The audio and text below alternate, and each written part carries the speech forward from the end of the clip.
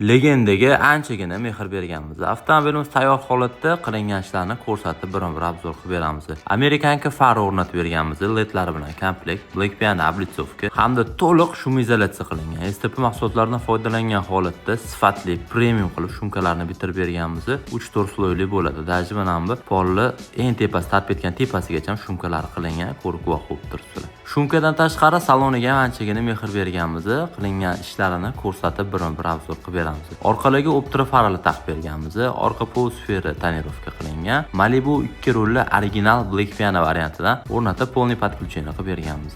Malibu 2 barri ham original premyera o'rnatilgan, usti karbon qilingan holatda. Uchta knopkasiga sidana bagrev hamda vinter ulab ishlatib berganmiz.